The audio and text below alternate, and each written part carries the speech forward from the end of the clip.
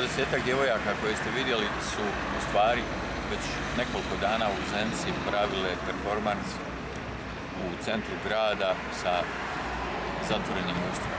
Neće da govorim. O čemu se radi? Radi se o tome da šutnja novinara, neangažovanje novinara na dnevna zbivanja u gradu, u državi, u kantonu ih je ponukala da to sasvim zorno pokažu. Građani Zenice su obratili pažnju na to.